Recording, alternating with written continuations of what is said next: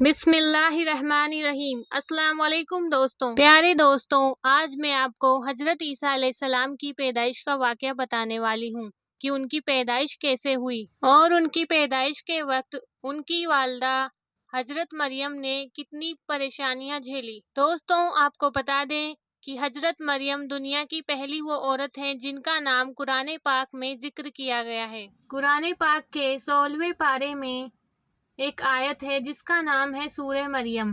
دوستو، قرآن میں کسی بھی عورت کا نام نہیں ہے مگر حضرت مریم کا نام قرآن پاک میں ذکر کیا گیا ہے۔ حضرت مریم کا نام قرآن پاک میں 9 بار ذکر کیا گیا ہے اور حضرت عیسیٰ علیہ السلام کا نام قرآن میں 35 مرتبہ ذکر کیا گیا ہے۔ دوستوں، حضرت مریم بیت المقدس کے پورب سائیڈ میں مشرق سائیڈ میں پردہ ڈال کر اللہ کی عبادت کرتی تھی۔ ایک دن جب وہ اللہ کی عبادت کر رہی تھی تو حضرت جبریل علیہ السلام ان کے سامنے آ گئے۔ جب حضرت جبریل علیہ السلام ان کے سامنے آئے تو ایک خوبصورت انسان کی شکل میں آئے اور اس طرح اچانک حضرت جبریل علیہ السلام کے سامنے آ جانے سے حضرت مریم ڈر گئی اور کہنے لگی، کون ہو تم؟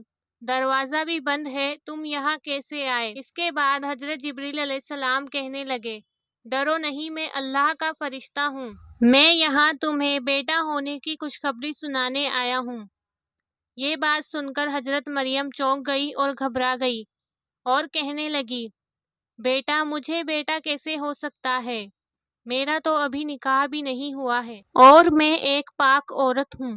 اس کے بعد جبریل علیہ السلام فرمانے لگے، آپ کا کہنا بالکل صحیح ہے، آپ ایک پاک عورت ہیں اور نہ ہی آپ کا نکاح ہوا ہے، مگر اللہ کی طرف سے یہ اللہ کا فیصلہ ہے کہ جس طرح اللہ نے حضرت آدم علیہ السلام کو بنایا اور بعد میں حضرت حوا کو حضرت آدم علیہ السلام کی پسلی سے نکال کر بنایا، اور ٹھیک اسی طرح آپ کا بیٹا بھی بغیر باپ کے اس دنیا میں جنم لے گا۔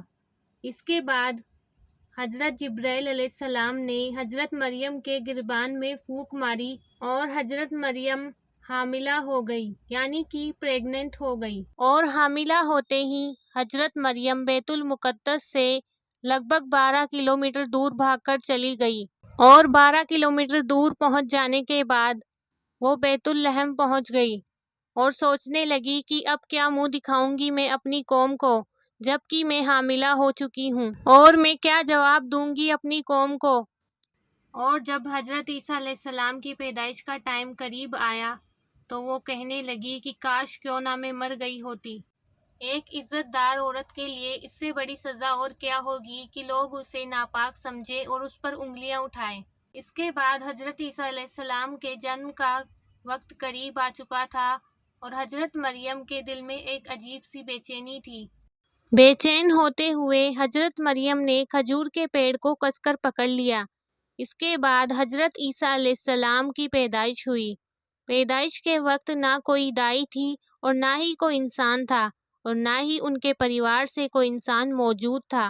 پیدائش کے بعد حضرت مریم کافی کمزور ہو چکی تھی، انہیں کھانا چاہیے تھا۔ اس کے بعد آسمان سے آواز آئی کہ مریم گھبراؤ نہیں، اگر تمہیں پیاس لگی ہے تو وہ دیکھو، اللہ نے تمہارے لیے وہ ندیاں بہائی ہیں۔ اس کے بعد آسمان سے آواز آئی کہ مریم گھبراؤ نہیں، اگر تمہیں بھوک لگی ہے تو جو تمہارے پاس میں پیڑ ہے اسے ہلاؤ، اس کے بعد تمہارے پاس تازی فریش کھجور گرے گی اور تمہاری بھوک شانت ہوگی۔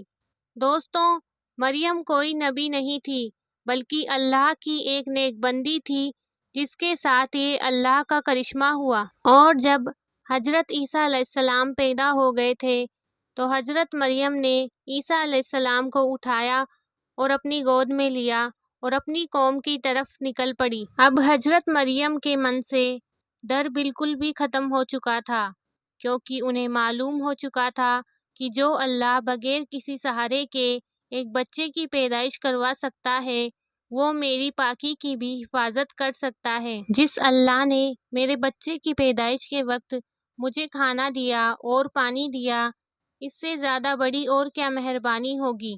میں اللہ پر یقین رکھتی ہوں، ایسا سوچتے ہوئے وہ اپنے قوم کی طرف چلی گئی اور وہاں پہنچنے پر لوگوں نے حضرت مریم سے سوالات کیے کہ یہ بچہ کہاں سے آیا۔ اس کے بعد حضرت مریم فرمانے لگی کہ یہ بچہ اللہ نے مجھے دیا ہے، یہ بچہ کوئی سادھارن بچہ نہیں ہے، یہ اس دنیا میں نبی بن کر آیا ہے۔